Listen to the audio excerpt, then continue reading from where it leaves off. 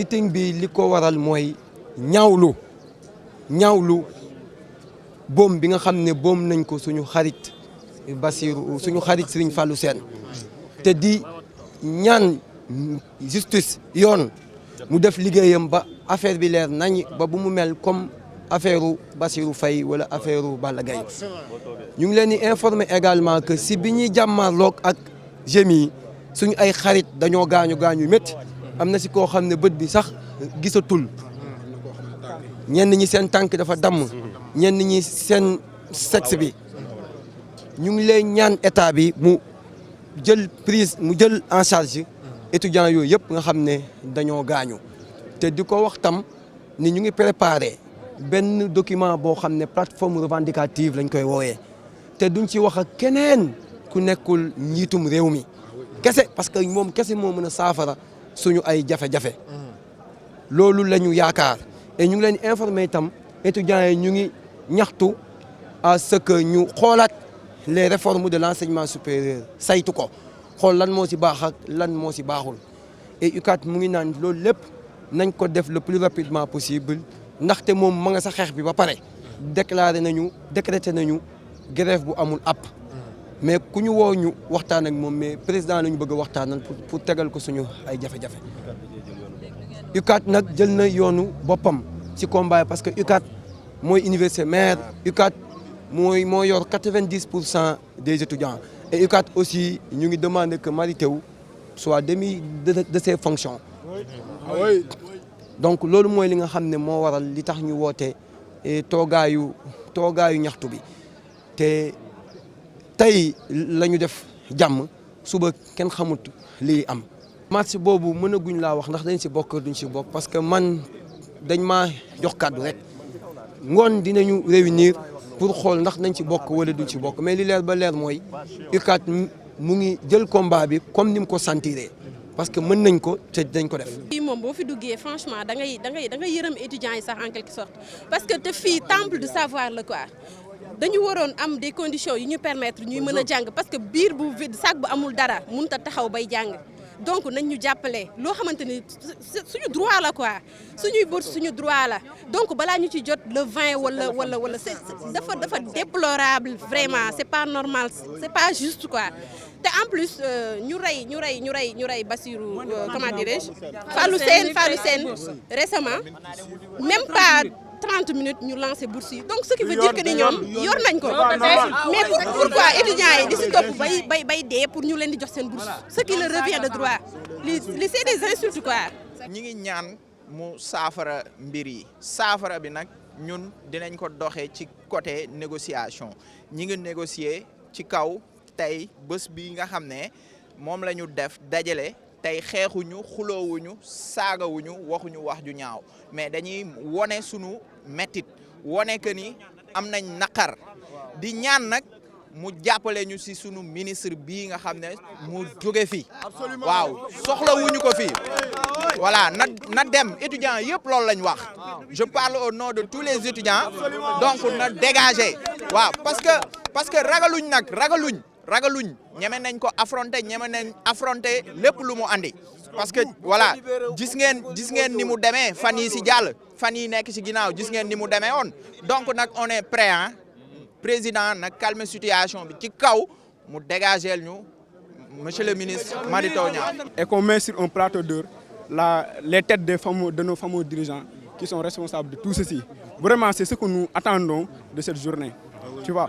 fii nii conditions yi nag ni mu mel nii bon loolu sama ñaari camarades yi wax nañ si mais dafa metti il est extrêmement dur quoi parce que tey imagine Dakar fi mu nekk am na étudiants yu jógee ba Tamba am na ñuy jógee ba Fouta am na ñuy jógee ba Ziguinchor Casamance tu vois jógee si ay familles nga xam te ce sont des familles nga xam te sont minimes ñu ñëw fi Dakar seen parents yi mënul leen dara te xam nga ngay fay inscription 25 000 francs di jënd say cours yaa ngi dégg bëgg a lekk bëgg a naan les conditions des étudiants ici est extrêmement difficile balaa ngay lekk da ngay ran bay bëgg a dee restauration bi baaxul yaa ngi dégg ba pare ñu bëgg a téye bourse yi ba le 15 ba le 20 c'est inadmissible nous devons plus accepter à ça nous réclamons le départ du ministre de l'enseignement supérieur monsieur Mary Teuw Niane nous réclamons le départ du ministre des finances parce que ñoom seen ay problème personnel moom mooy répercuté aussi étudiants yi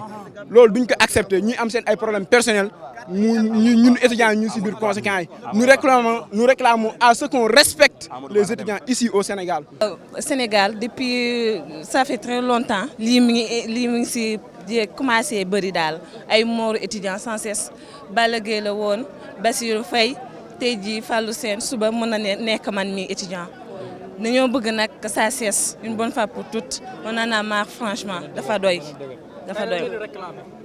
waaw justice ak départ Mary Teuw Niane yàgg na fi te bu mu fi nekkee ba léegi malheur rek lañ fi am suñu problème yi du réglé wu à chaque fois des problèmes se répètent tout le temps te du réglé wu y a pas de solution kon donc moom nommé comme ministre amul sens c'est difficile daal de métti na trop ñu ngi demandé daal moom mu dem ak ngoram moo gën daal. waaw man moom c'est sama première année là c'est difficile awma bourse je suis pas boursière. maa ngi si département sociaux awma bourse c'est difficile pour moi te maa ngi jóge ba Tamba.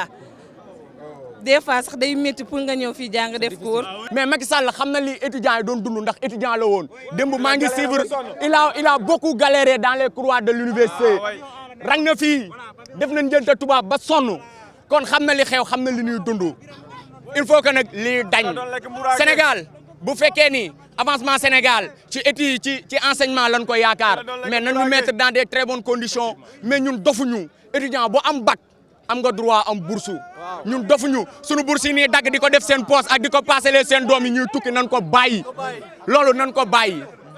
li fi am nag suñu waajur yi xam ngeen ñu ngi rey seen doom yi kon du yoon ngeen di jëlaat seen carte di ko sànnil koo xamante ni day rey seen i doom li may wax leneen mooy université bu yàqoo tey syndicalistes yi ñoo ko yàq université bu yàqoo tey syndicalistes yi yéen a ko yàq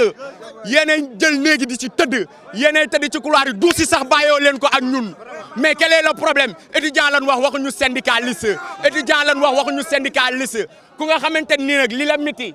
na la trop ngoon 21h dañuy daje terrain basket ñu waxtaan xoolal fii amul syndicat mouvement étudiant lan wax mouvement étudiant moom lan wax. xew trop c'est trop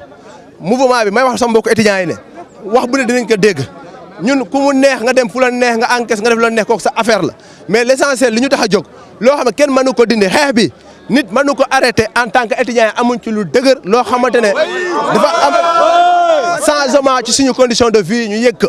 en 2001 bi Balla Gaye deewee étudiants yi ku ko xamuloo ma xam étudiants yi daan nañu dugg restaurant Balla Gaye moo tax ñëpp di dugg restaurant Balla Gaye moo tax tey étudiants yi ticket ñu jëlee ko 200 indi ko 150 jëlee ko 100 francs indi ko 75 ñun mouvement bi tey loolu la ñuy xaar si ñoom nit moo dee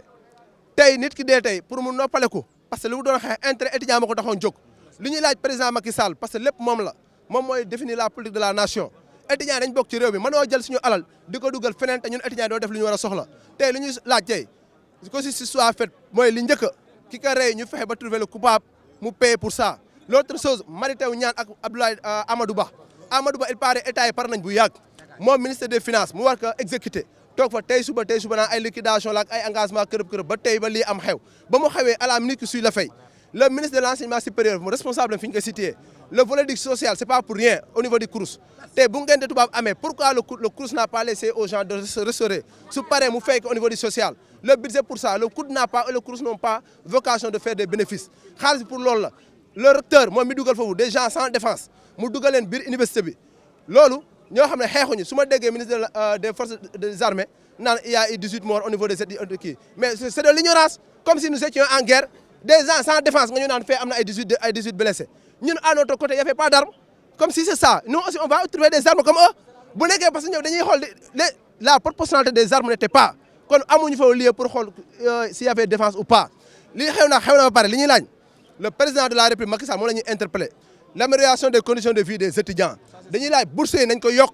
jëlee ko 36 000 yóbbu ko 40 000 jëlee ko 18 000 yóbbu ko 20 000 aide bi ñu dindi woon étudiants yu bëri ñu ngi bàyyi seen jàng parce que seen conditions de vie ñoo dëgër fii ku amuloon bourse da nga daan am aide bu mu ñëwee loolu la njëkk a dindi ndax lan ay banque mondiale ñun nekkuñu ay benn oui Sénégal ñun ñoo ko fal ñun li ñu bëgg ku amul bourse nga am aide li fi amoon mu amaat étudiant bu jàll la bourse était automatique tout ça il a enlevé ça lan la indi léegi da ngay jàll vous êtes 100 ñu ne la 50 ñooy am bourse tout ça ça doit finir fu ñu nekk nii loolu bu ci dellu duñ ci dellu ginnaaw kit ka année bi blanc te bu jeexee bu ñuy rey tamit nañ rey ñëpp bu yàggee fa lañ koy fekki pale lañ koy fekki on a cette masse on a cette foule coow la fi bëri Mary Teuw Niane pour ñu mën a toog ak moom premier critère pour ñu mën a toog ak Macky Sall